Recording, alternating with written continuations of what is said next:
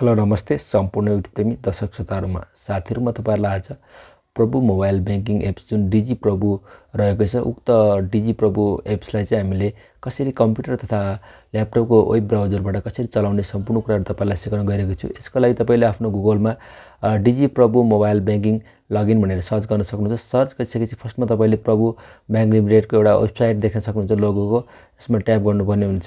Tap गरिसकेपछि तपाईले यहाँ देख्न सक्नुहुन्छ तपाईले माथितिर digi.Prabhu.Bank.com देख्न सक्नुहुन्छ वेबसाइट। तपाईले इन्टरफेस देख्न सक्नुहुन्छ यहाँ खुलिसकेको छ। तपाईले पनि यसै गरी आफ्नो कम्प्युटर अथवा ल्यापटपको वेब ब्राउजर सजिलैसँग खोल्न सक्नुहुन्छ। तपाईले रजिस्टर र लगइन अप्सन देख्न सक्नुहुन्छ। यदि तपाईहरुले नयाँ प्रयोगकर्ता हुनुहुन्छ, तपाईले मोबाइल बैंकिङको लागि रजिस्टर गर्दै हुनुहुन्छ भने तपाईले रजिस्टरबाट गर्न सक्नुहुन्छ। तपाईले अलरेडी मोबाइलमा तपाईले डिजी प्रभु चलाइसक्नु भएको छ, प्रयोग गरिसक्नु भएको छ भने तपाईले लगइन अप्सनमा जानुपर्ने हुन्छ। लगइन टु योर अकाउन्ट भनेको छ। यसमा चाहिँ हामीले जुन प्रभु मोबाइल बैंकिङ को लागि हामीले रजिस्टर गरेको मोबाइल नम्बर हुन्छ उक्त मोबाइल नम्बर राख्नुपर्ने हुन्छ र तलतिर इन्टर योर पासवर्ड भनेको छ जुन हामीले चाहिँ पासवर्ड हामीले मोबाइल बैंकिङको लागि हामीले जुन हामीले क्रिएट गरेको पासवर्ड हुन्छ त्यो राख्नुपर्ने हुन्छ। तपाईले पनि आफ्नो जुन मोबाइल नम्बर जुन बैंकिङको लागि रजिस्टर गरेको बैंकमा रजिस्टर भएको मोबाइल नम्बर जुन छ त्यो राख्नु होला। त्यसैगरी तलतिर आफ्नो पासवर्ड राखेर लगइन गर्न सक्नुहुन्छ। म तपाईहरुलाई लगइन गरेर देखाउन गइरहेको छु। अब म आफ्नो युजर आइडी लगइन गर्दै छु। तपाईहरुले पनि आफ्नो युजर आइडी लगइन गर्न सक्नुहुन्छ। लगइनमा मैले ट्याप गरे। ट्याप गरिसकेपछि तपाईले यस्तो किसिमको इन्टरफेस देख्न सक्नुहुन्छ।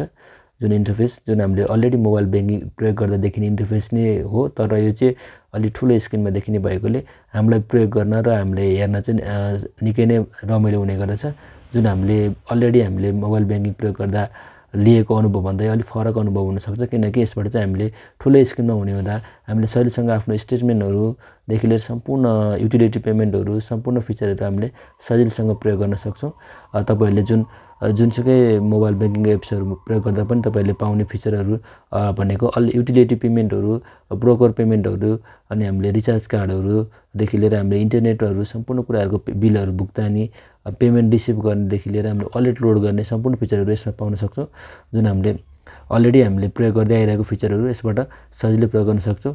यो चाहिँ हामीले इन्टरनेट बैंकिङ जस्तै हामीले यसबाट सजिलैसँग लगइन गरेर आफ्नो मोबाइल बैंकिङ आइडी नै लगइन गरेर सजिलैसँग हामीले आफ्नो स्टेटमेन्टहरु देखि लिएर सम्पूर्ण कुराहरु चाहिँ हामीले एकदम राम्रोसँग हेर्न सक्छौं।